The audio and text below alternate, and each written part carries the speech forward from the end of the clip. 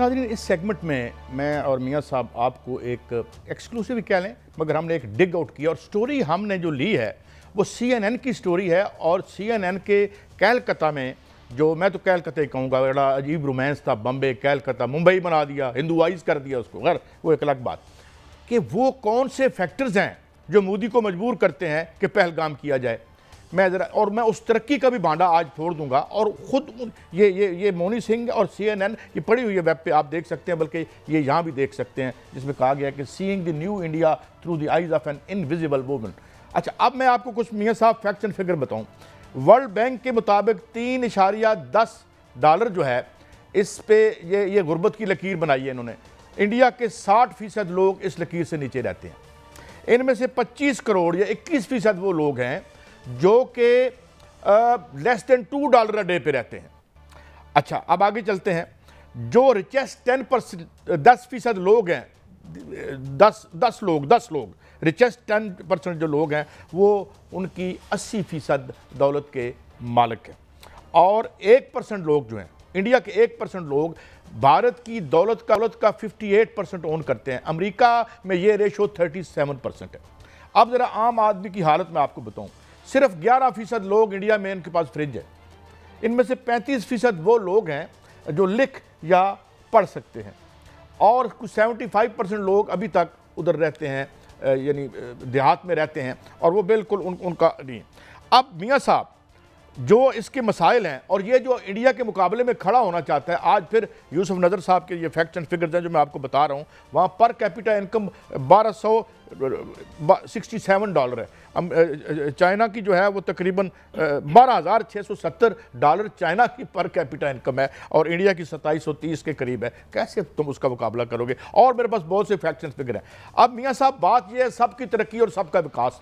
पिछले साल हमने देखा कि जब उसने ज़राअत का सारा सेक्टर उठा के अपने जो बैंक रोल करते हैं उसका इलेक्शन उनके गोद में डालने की कोशिश की, 14-18 महीने वहाँ पे किसानों ने उसका रास्ता रोका और दिल्ली को बिल्कुल उन्होंने मैसूर कर लिया। ये खबरें कोई नहीं दे रहा। 1 मई को 25 करोड़, इस ग्लोब की तारीख की सबसे बड़ी काम छोड़ हड़ताल जो है, एंटी पुअर पॉलिसीज जो है मोदी, उसकी वजह से लोगों ने कि अब अगर कहीं आपको देखिए कायद साहब, जो सबसे ज्यादा गरीब हैं दुनिया में वो इंडिया में रहते हैं। और जो आप देखें वहां कई किलोमीटर्स तक जो है वो झोंपड़ियां हैं। वहां पर वाकईतन ऐसा जो है वो तरक्की की जो मियां साहब, मैं आपको एक और बड़ी मनाज़र दिखाए वो गलत है। मैं आपको एक और दिलचस्प बात बताऊं। जो है वो फारिग हो गए। मेरी एक इंडियन जर्नलिस्ट से बात हुई, मैंने उनको देखा, उन्होंने बताया कि जब G10 की मीटिंग हो रही थी तो बीच में झोंपड़पट्टियां, जहां से जो बाइडन ने गुजरना था, G20 के तमाम, तो वहां से 2.5 लाख लोगों को डिस्प्लेस किया गया। और मैं एक और आपको आज बहुत और खबर देने लगा हूं मियाँ साहब, वहाँ जो झोपड़पट्टियाँ हैं, दुनिया कुर्ला और धरावी जो है, अब उसने एक नया कानून बनाया है अमीर लोगों को मजीद नवाजने का।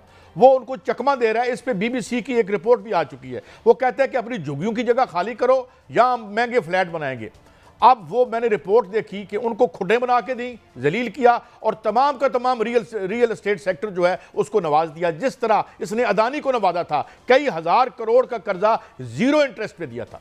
अब ये तमाम खज्जल हो गया, इंडियन जलील और ख्वार होकर लोग रह गए। अब वहाँ जब मूवमेंट बनने लगती है, इसे पहलगाम चाहिए होता है। ये कहते हैं ना कि आपकी दाखिला पॉलिसी जो है वो खारजा पॉलिसी आपकी दाखिला पॉलिसी का तसलसल होता है, इसे तो पहलगाम चाहिए। और जो अभी हम जनरल साहब से बात कर रहे थे मियाँ साहब, वो यही थी कि ये करेगा, क्योंकि ये इसका बुत, इसकी जो पॉपुलैरिटी का बुत है वो पाश हो रहा है। अब ये राहुल गांधी ने, खैर बाद में बात करते हैं, मगर उनकी जो इम्पोर्टेंट पॉलिसीज़ हैं, ख़ास तौर पर CPI और CPM की जो इम्पोर्टेंट पॉलिसीज़ हैं, और इसकी राइज भी क्यों हुई? इसकी राइज मनमोहन सिंह की वजह से हुई, जिसने एंटी पुअर और ये कहा था जी बड़ी तरक्की हम करेंगे। ये जावेद नकवी का भी यही कहना है कि बेसिकली मोदी को आगे लाने में मनमोहन सिंह का हाथ था। तो ये है वो, क्योंकि अब ये जो गरीबों अब, और मैं आखिरी स्टोरी मुकम्मल करता हूँ। मैंने कहा था उस वक्त भी मियाँ साहब के बांग्लादेश की तरक्की का जो पोल है वो खुल जाएगा, वो खुला। ये जो इंडिया की तरक्की है, ये जो ढकोसला है, جس میں مال والوں کو مزید مال دیے جا رہا ہے وہ ریاستی، یہ بھی کسی دن آپ دیکھیں گے کہ وہاں ایسی تحریک اٹھے گی، اور اسی سے بچنے کے لیے انہیں پہلگام چاہیے ہوتا ہے۔ اور جی میاں صاحب اب آپ ذرا اس پہ روشنی ڈالیں۔ لیکن قائد صاحب دیکھیں، جو مودی ہے نا وہ بالی ووڈ کی وہ فلم کا چریا ہے جو کہ لوگوں کی جھونپڑیاں گراتا ہے اور وہاں محل بنا کر لوگوں کی جھونپڑیاں گرا کر ان کو جو ہے وہ محرومیاں دیتا ہے، لیکن اب یہ نہیں ہونے والا۔ اور اب جو ہے وہ مودی کے خلاف بھی وہاں پر بڑی تحریکیں اٹھنے والی ہیں، لیکن یہ بھارت کا یہ حال ہے، اس میں کوئی شک نہیں، لیکن ہمیں کچھ اپنا بھی حساب لینا ہے قائد صاحب۔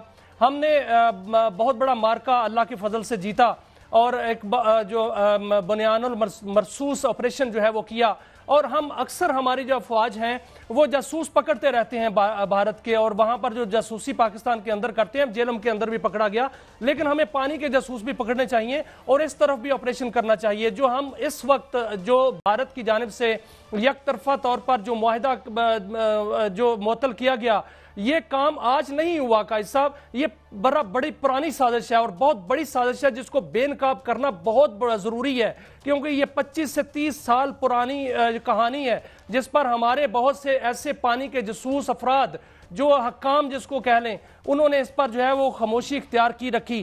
قائد صاحب مجھے تھوڑا سا وقت دیجیے گا کہ اس پر تحقیقات ہونی چاہیے کہ مقبوضہ کشمیر میں سندھ طاس معاہدے کے خلاف جو خلاف ورزیاں ہوتی نہیں، اس پر ہم نے خاموشی کیوں اختیار کی رکھی۔ میں نے میرے پاس کچھ رپورٹس ہیں، اس کے مطابق یہ ہے کہ ایک وسیع پیمانے پر ایک تحقیقات ہونی چاہیے کہ جو بغلہاٹ ڈیم بنا تھا وہ بننے کیوں دیا گیا۔ جب وہ بنا اس وقت ہم نے اعتراض کیا، اس وقت ہم جو ہے وہ عالمی ثالثی عدالت میں گئے۔ کون تھا وہ جس نے بھارت کو یہ موقع فراہم کیا کہ وہ بغلہاٹ ڈیم بنا لے، اور بعد میں ہم عالمی ثالثی عدالت میں جائیں اور وہاں پر یہ کہا جائے کہ یہ ڈیم بن چکا ہے، اب کچھ نہیں ہو سکتا۔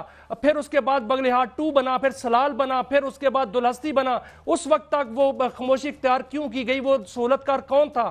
یہ بھی تلاش کرنا ضروری ہے۔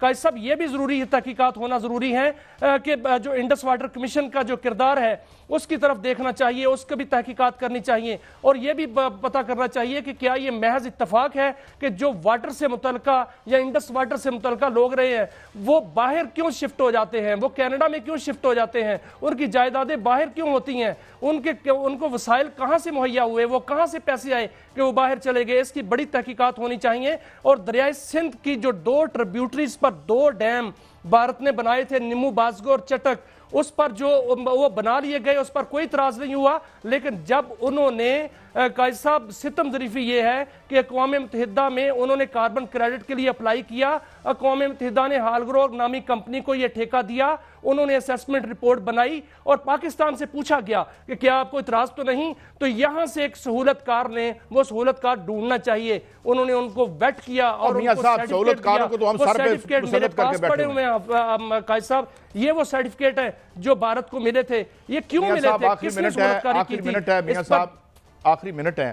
بات یہ ہے کہ میاں صاحب آپ نے سوال کیا نا کہ یہ دیکھیں جب آپ کی حکمرانوں کی پراپرٹیاں باہر ہوں گی، لیکن اب یہ زیادہ نہیں چلے گا قائد صاحب، اس پر ایک تو تحقیقات ہونی چاہیے، لیکن اگر بھارت نے اب جو کچھ بھی کر لیا ہے وہاں پر پاکستان کا پانی روکا تو نہ صرف اس کو اڑایا جائے گا بلکہ چائنا بھی ان کا پانی بند کرے گا۔